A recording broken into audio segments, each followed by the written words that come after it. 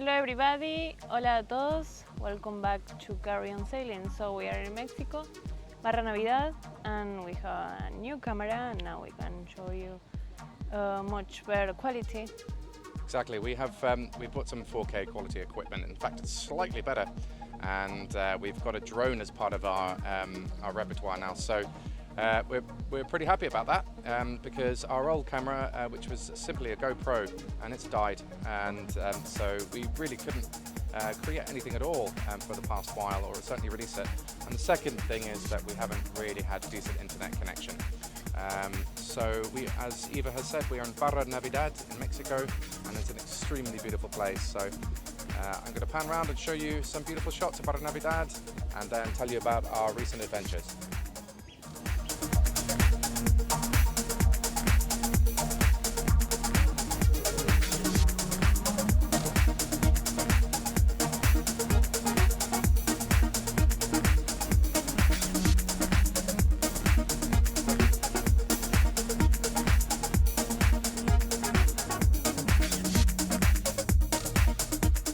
Quick reminder, we were in the Rio Dulce, the last video we published, and so this is us leaving, essentially, I'm showing Google Maps, us leaving the Rio Dulce, and in the bottom right of your screen you'll see Puerto Barrios, which frankly, if your draft is too much, I suggest you anchor there. It's a far nicer town anyway.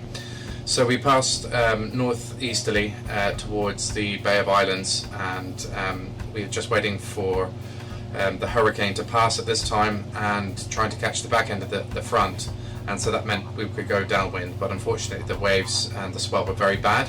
And what you cannot see that easily from this map is that there's a lee shore, which means it's quite a perilous passage. To make matters worse, just by Gordo Bank, about approximately 9 miles east of Utila, in the red circle you can see on my OpenCBN navigation chart there, we had 2 attempts of piracy, and the first one was a large shrimp trawler, and the second was a skiff when we were heaving to try and get some rest, and I foolishly didn't switch off my AIS after the first attempt, and so clearly that's how they were tracking us.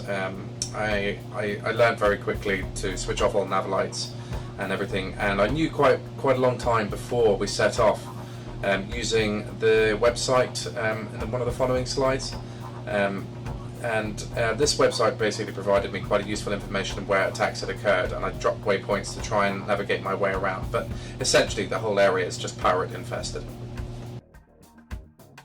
Later on, we obviously were quite paranoid, and we discovered by scanning all channels that the fishermen / pirates were talking cryptically with each other, and thankfully Eva is Argentinian and obviously speaks Spanish, and she translated what she thought was going on, and essentially they actually give latitude and longitude of where they were attempting to ambush us, and you can see that from this slide. It was in the region of Gordo Bank. So what we did is we just set a passage a little bit earlier and used the northeasterly trade winds to get the ship on a very fast broad reach early on, but that required us to sail through some very shallow water, and yeah, it was harder mouth stuff because I wanted to make sure that absolutely the charts were correct, and if I were you, I certainly wouldn't be relying on avionics. Just want to mention that you know, obviously we're going southerly here towards Providencia, and Providencia is Colombian territory, and the Colombians manage their territories very well. There's obviously a large drug trafficking problem, and we arrived up in Providencia just after the hurricane. The place was annihilated, and there were 2 large frigates and a support vessel repairing the island of its buoys and the destruction after the hurricane had hit it.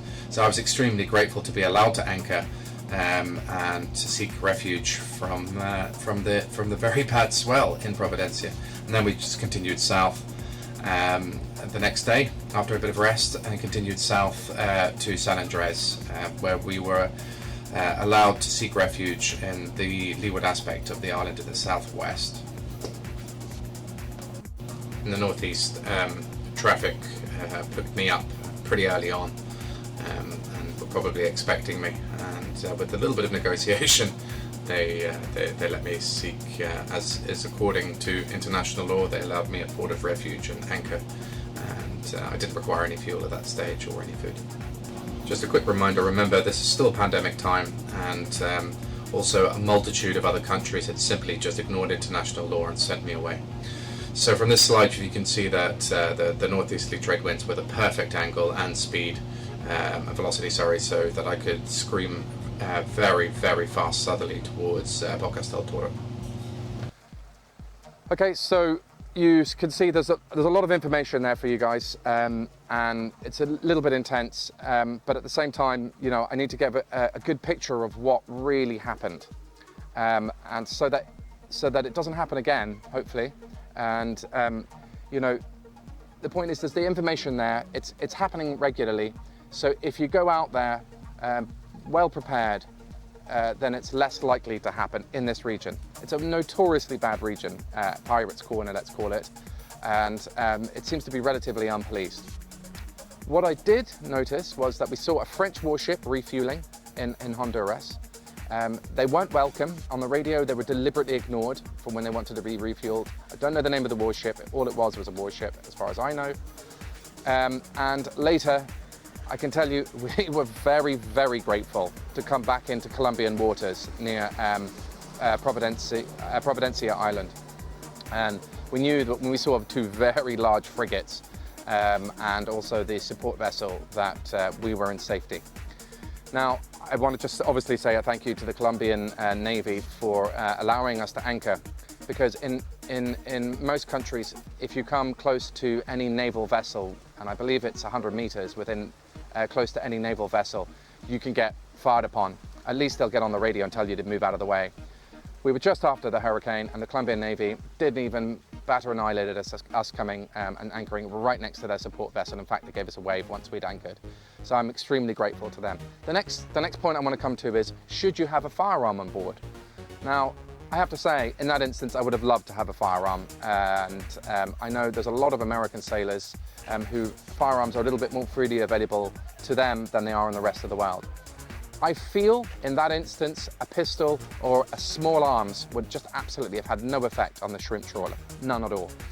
So either you're going to do it or you're going to do it. If you're going to do it well. And then you're talking very serious weaponry. So the other option is just to avoid it completely. And for that one, my solution is to have a fast boat. And that's what got us away in the end. We were sailing upwind at the time. And we simply put the boat on a reach on its fastest point of sail and added an extra knot or so with the engine. These guys were intent on ramming us to get us to stop and to board us. After I managed to evade them, they then blocked channel 16. So they deliberately put a feedback on channel 16, so they held their radio on an open key set against the speaker to cause a blocking of channel 16. Works, so you can't essentially cause it a stress, but what it doesn't work for is DSC. So you could still plug in digital selective calling on your DSC VHF and call for help. So word of warning for folks out there, you know, they will block channel 16, so get a DSC radio, that'll help you out, and maybe somebody might come help. A quick thank you to my friend Jason, who I'm proud to say has served my country, and I called him on my SATCOM device, which is an Iridium Go, and he's actually out in Iraq at the time and gave me some advice on how to manage the situation. And the summary of it is basically keep vigilant and try and keep fast. And I was changing my bearing regularly every so often just to avoid detection after we were discovered. That's all I can say on that. And I wish you all safety at sea, and it's something we all take for granted.